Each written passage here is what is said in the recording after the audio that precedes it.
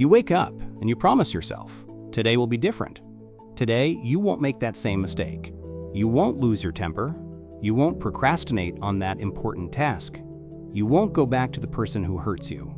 You feel a surge of willpower, a genuine belief that this time, finally, you have the strength to break the cycle. This feeling of control is comforting. It's the story we tell ourselves every single morning, the promise that a new day means a new you. It feels so simple, doesn't it? The problem is a lack of discipline. The solution is more effort.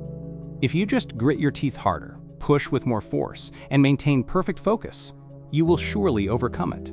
Society celebrates this idea. We are told that willpower is a muscle, and if ours is weak, we simply haven't been training it enough. We believe this lie because it gives us a clear enemy to fight and a simple plan of attack. We see this pattern everywhere.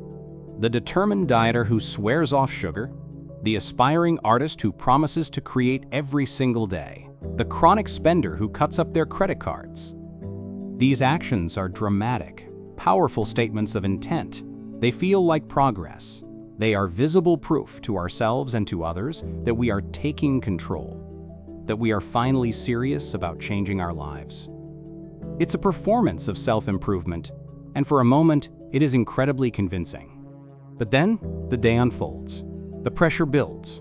A moment of weakness arrives, as it always does. It doesn't announce itself with a loud bang, but with a quiet whisper. A tiny temptation. A familiar excuse. A moment of fatigue. And before you even realize what's happening, your hand is reaching for the cookie. Your time is spent scrolling on your phone. Your finger is dialing that same old number. The script was already written, and you just played your part. The feeling that follows is heavy and familiar. It's a toxic cocktail of shame, frustration, and disappointment in yourself. Why does this keep happening, you ask yourself? Am I weak? Am I broken? Am I just not meant to succeed? This cycle of repeating the same error doesn't just stall your progress. It corrodes your self-worth, making you believe that you are fundamentally flawed. Each failure reinforces the belief that you are the problem. So you double down on the only strategy you know. You try to exert even more control. You make stricter rules. You promise yourself with even greater ferocity that tomorrow will be the day. This is the definition of insanity, isn't it? Doing the same thing over and over again and expecting a different result. Yet, we are all trapped in this loop, believing that the solution is to run faster on the same hamster wheel, hoping one day we'll magically end up somewhere new. We create a fortress of denial around ourselves. We blame our circumstances, the people around us, or just bad luck. These excuses are a shield, protecting our fragile ego from the painful truth that our own strategies are failing. It's easier to point a finger outward than to turn our gaze inward. This external blame feels safe. It absolves us of responsibility and allows us to maintain the illusion that we are victims of our patterns, not the creators of them. Look around. You see it in your friends, your family, and even in the characters on your screen. People trapped in jobs they hate, relationships that drain them, and habits that diminish them. They all speak the same language of one day I'll leave, one day I'll start, one day things will be different. It's the comforting lullaby of stagnation, a promise of a future that never arrives. Because the actions of today ensure it remains forever out of reach. This is the great lie, that your recurring mistakes are a sign of failure, that they are roadblocks on your path to a better life. We treat them like enemies to be conquered, invaders to be repelled. We declare war on our own behaviors, using willpower as our only weapon. We fight with all our might, exhausting ourselves in a battle against a phantom foe, never once stopping to ask a simple, terrifying question. What if the mistake isn't the enemy? What if it's a messenger? This question is the beginning of a profound shift. It's the first crack in the prison of repetition. It suggests that your struggles are not random acts of self-sabotage. It hints that there might be a deeper intelligence at work, a hidden logic behind your most irrational behaviors.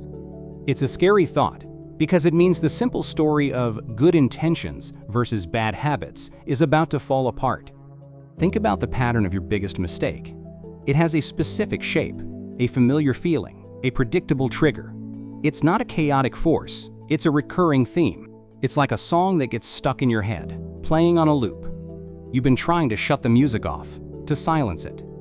But what if you were meant to listen to the lyrics for the first time? What if the noise you've been fighting is actually a signal trying to get your attention? This is where the great psychologist Carl Jung enters the story.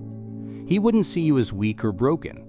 He would see you as incomplete. Jung proposed that the human psyche is like an iceberg. The small part we see above the water is our conscious mind, our ego, our willpower, our intentions. But beneath the surface lies a vast, powerful, and dark ocean, the unconscious. And your mistakes, he would say, are bubbles rising from those depths. You think you are in control, but your conscious mind is just the captain of a tiny ship on a mighty ocean. The currents of the unconscious are what truly direct your course. When you try to steer the ship with sheer willpower against a powerful current, you exhaust your fuel and end up right back where you started. The frustration you feel is the feeling of fighting a force you don't even acknowledge exists. You are fighting the ocean itself. Why does the unconscious do this? Why does it seem to sabotage your best intentions?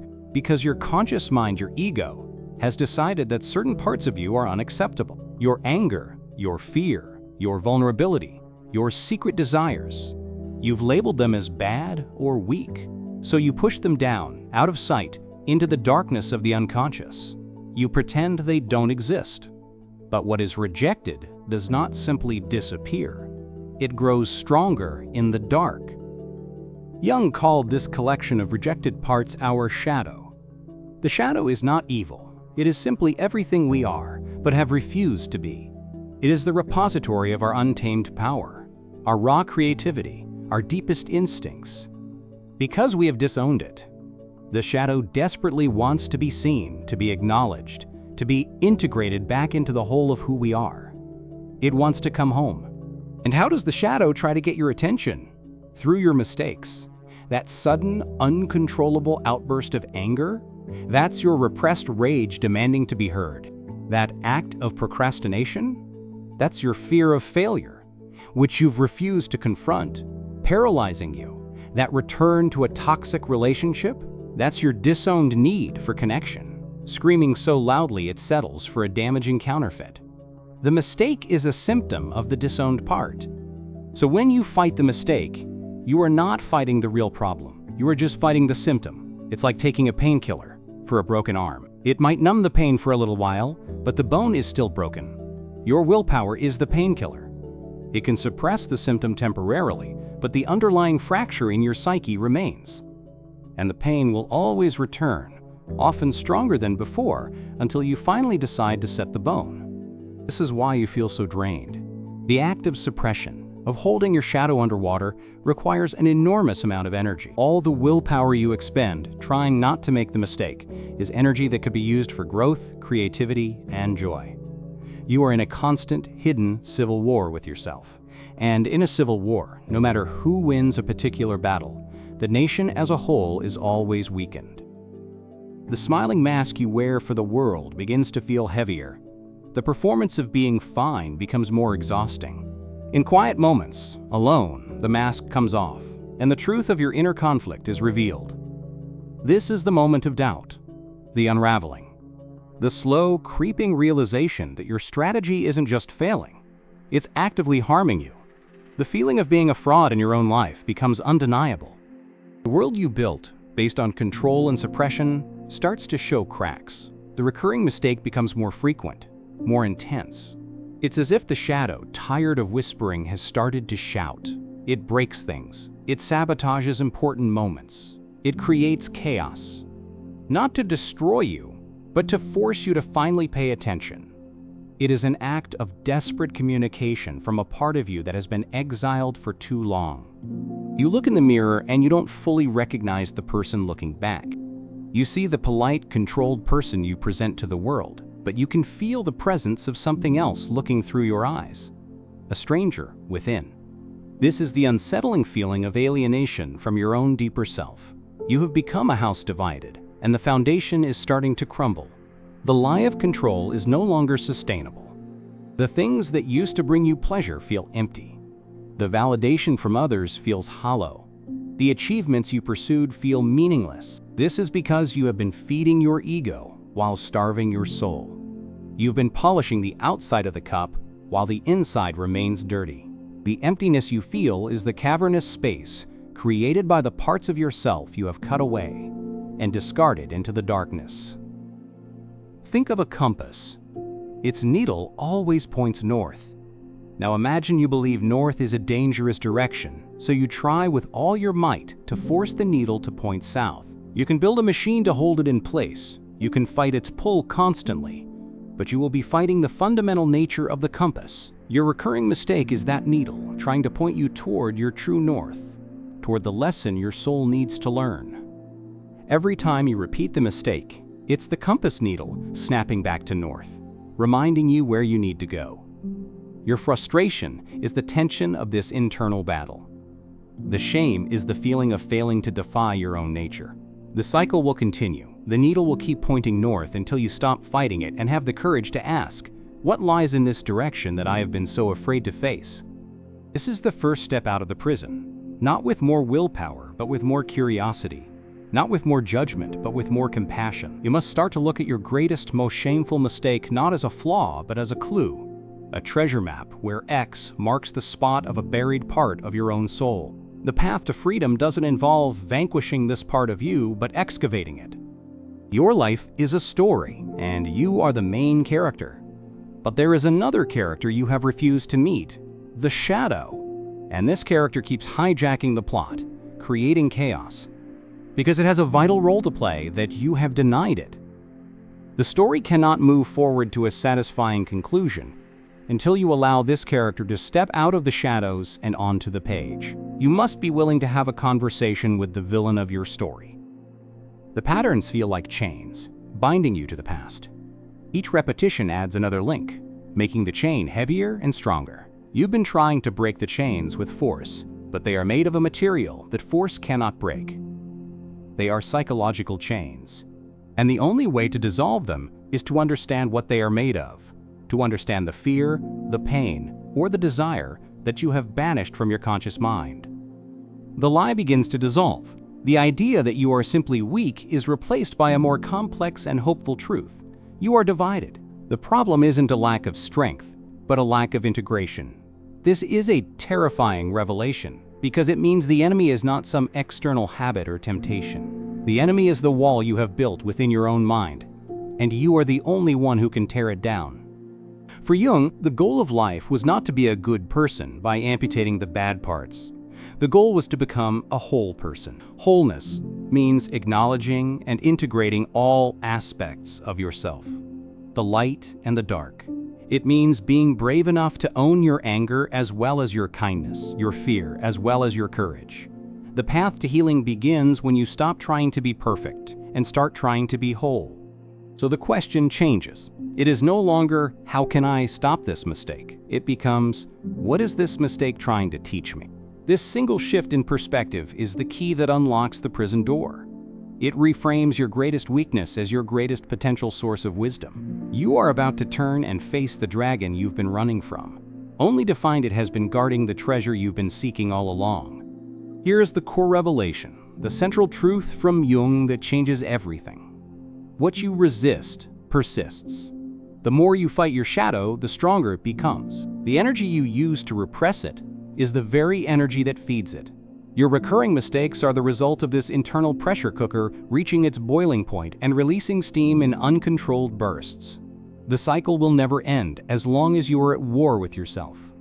The solution, then, is a radical act of surrender. It is not giving up, it is giving in. It means you must stop fighting, turn around, and face the parts of you that you have exiled. You must be willing to sit down with your anger, have a conversation with your fear, and listen to the needs of your inner demons. This is the act of shadow work. It is the process of turning the rejected parts of yourself from enemies into allies. Imagine you have a wild, powerful dog. For years, you've kept it locked in the basement. It howls, it scratches at the door, it terrifies you. Your mistake is the dog breaking out and wrecking the house. Your solution has been to build a stronger door. Jung's solution is to have the courage to go down into the basement, to sit with the dog, to understand its nature, and to slowly, patiently train it. Eventually, that wild dog becomes your most loyal protector. Your shadow contains immense power, The anger you have repressed, when integrated, becomes the passion and drive to fight for what is right. The fear you have denied, when understood, becomes the wisdom and prudence to navigate danger. The sadness you have hidden, when embraced, becomes the empathy and compassion that connect you to others. You have been trying to cut off your own source of strength. So when you find yourself procrastinating, don't just force yourself to work. Ask, what am I afraid of here? Am I afraid of failing, of succeeding, of being judged? By naming the fear, you take its power away. You bring the unconscious monster into the light of conscious awareness, and in the light, you see it's not a monster at all. It's just a scared part of you that needs reassurance. If you have a recurring problem with anger, don't just suppress it. Ask, where is this anger coming from? What boundary has been crossed? What injustice needs to be addressed? Your anger is a guardian. It's a signal that something is wrong. By listening to it instead of silencing it, you can use its energy constructively to protect yourself and change your situation, rather than letting it explode destructively. This is the alchemical process Jung described. Alchemy was the attempt to turn base metals, like lead, into gold. For Jung, this was a metaphor for psychology. Your recurring mistakes, your shame, your pain, this is the lead. It's heavy and worthless. But through the courageous process of self-reflection and integration, you can transform this psychological lead into the gold of wisdom, wholeness, and true self-awareness. To do this, you must become a detective in your own life. Your dreams are clues, your slips of the tongue are clues, your emotional overreactions are clues. They are all messages from the unconscious. Instead of ignoring them or being embarrassed by them, get curious. Keep a journal. Meditate. Talk to someone you trust. Start paying attention to the whispers from your inner world, so they don't have to become screams. The freedom you seek is not freedom from the shadow, it is freedom through the shadow. It is the freedom that comes from no longer being at war with yourself. Imagine the incredible amount of energy that is liberated when you stop fighting. This is the energy you can now use to build the life you want, to create, to love, and to become the person you were always meant to be. True self-acceptance is not just accepting the parts of you that you like. It's not just loving your strengths and your charming quirks. True, radical self-acceptance is looking your own darkness in the eye and not flinching. It is acknowledging the capacity for anger, jealousy, and selfishness that exists within you, and choosing to integrate and manage it consciously, rather than letting it control you from the shadows. Think of it like this: a tree cannot grow to the heavens unless its roots reach down to hell. Your conscious achievements, your growth, your light, can only be as strong and as stable as your willingness to explore your own depths, your darkness. A tree that is all canopy and no roots will be blown over by the first strong wind. Your recurring mistakes are the wind, showing you where your roots need to grow deeper. When you integrate a part of your shadow, you don't become that negative quality. You gain power over it. By accepting your potential for anger, you don't become an angry person. You become a person who is no longer controlled by unconscious rage. You can now choose when and how to use that powerful energy. The master is not the one who has no sword, but the one who has a sword and knows when not to draw it. This process of integration makes you more authentic. You stop performing. You take off the mask. You can be honest with yourself and with others about who you are, flaws and all. This is terrifying at first, because you fear rejection. But it is also liberating. The people who are meant to be in your life will be drawn to your realness, not your perfect facade. You find your true tribe. The goal is not a life without mistakes. That is impossible. The goal is a life where you do not repeat the same mistake. A whole person still stumbles, but they learn the lesson, integrate the wisdom, and move on. They make new, more interesting mistakes. Their journey is a spiral upwards, not a flat circle. Each stumble becomes a step up on the staircase of self-awareness. This is the profound aha moment. Your greatest weakness is not a weakness at all. It is a signpost. It is a coded message from your deeper self, pointing directly to where your greatest strength is buried. The thing you are most ashamed of, the pattern you most want to hide, holds the key to your own liberation. The poison is the antidote. The relentless cycle is broken not by fighting harder, but by listening deeper. You stop running from yourself. You stop judging yourself. You start exploring yourself. The war ends. And in the silence that follows, you can finally hear your own soul telling you what it needs. This is the beginning of a true, lasting transformation that willpower alone could never achieve. Embracing your shadow self is like deep-sea diving. The surface of your personality is bright and familiar. But to find the real treasures, the pearls of wisdom, you must be willing to descend into the cold, dark, pressurized depths of your own psyche. It is scary. You don't know what you will find. But the greatest treasures are never found in the shallow water. The mistake, that recurring painful event, loses its sting.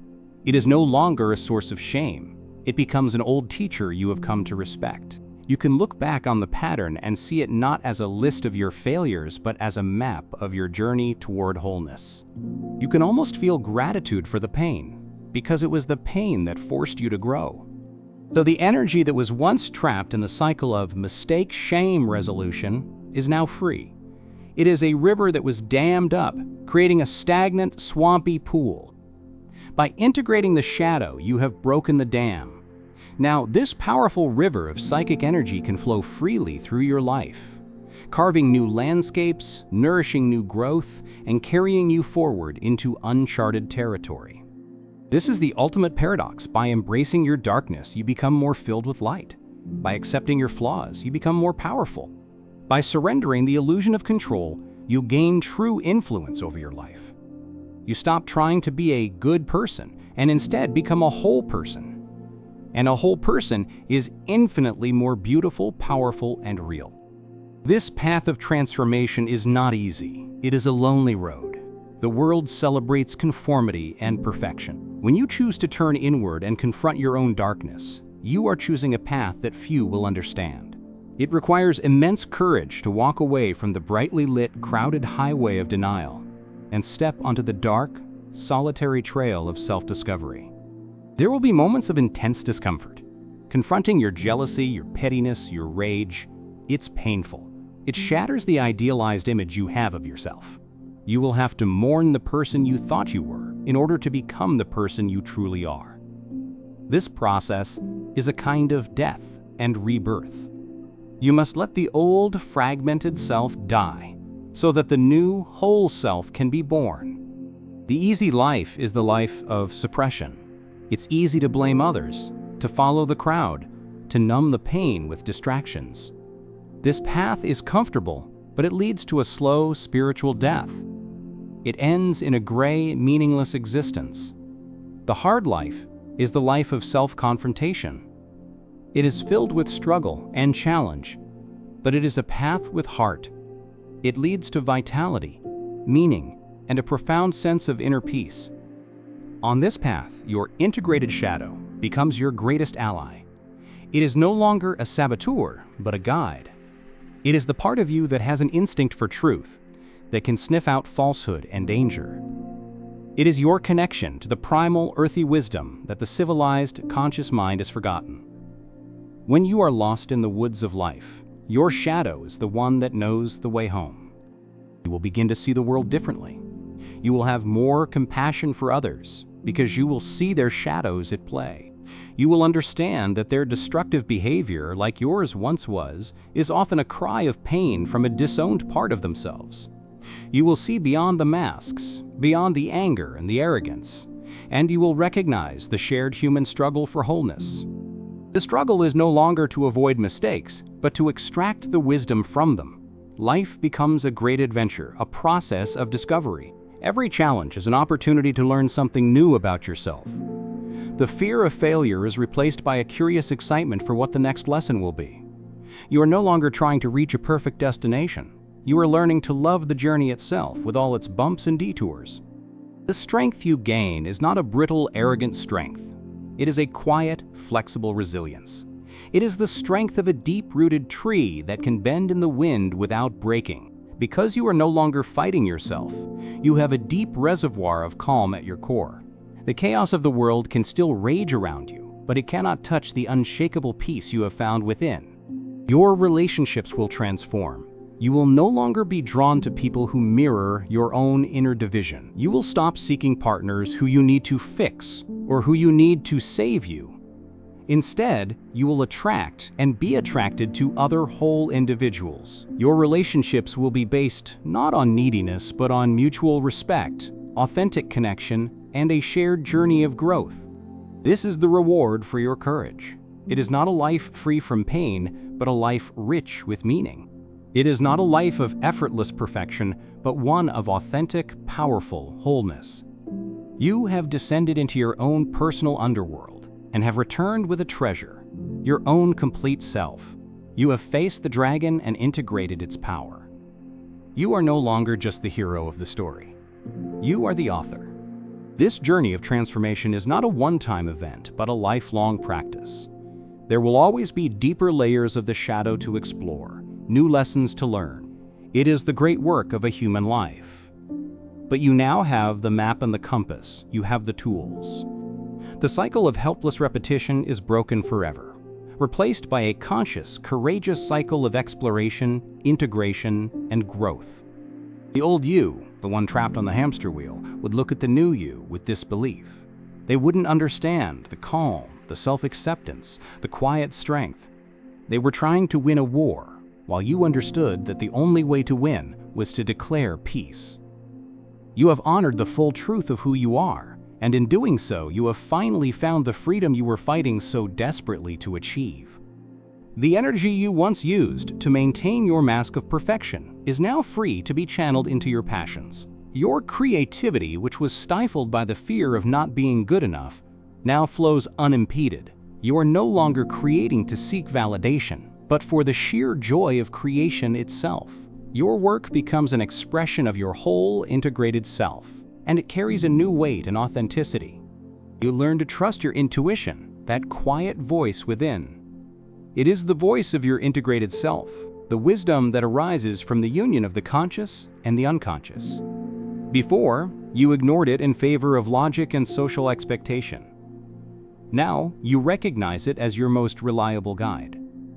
It is the North Star in your personal sky, always available to show you the way when you feel lost. This is true power. It's not the power to control others or to dominate your environment. It is the power that comes from self-mastery. It is the quiet confidence of someone who is no longer afraid of themselves. They have walked through their own fire and are no longer afraid of the flame. This power cannot be given to you, and it can never be taken away. The path was difficult, but the view from the summit is worth the climb. You look back at the winding, treacherous road you traveled, and you see that every twist, every fall, every struggle was necessary. It was all part of the process of carving you into the person you are now. There is no regret, only a deep, abiding gratitude for the entire journey, both the darkness and the light. Now, bring this back to you, to your life, to that one mistake, that one pattern that has haunted you for years. You have tried to fight it with willpower. You have shamed yourself for it. You have promised again and again to conquer it. And you have failed again and again. It is time for a new strategy. It is time to stop fighting and start listening.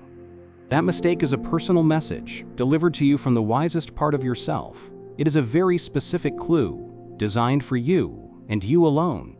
It is pointing to a part of you that has been neglected, a power that has been denied, a lesson that your soul is begging to learn. It is not a curse, it is a calling to become more whole. You hold the key to your own liberation. It is not in a book or in a teacher. It is in the very thing you have been running from. The courage required is not the courage to fight a battle. It is the quiet, more profound courage to be still, to turn inward, and to ask with genuine curiosity, what are you trying to tell me? What part of me needs to be seen?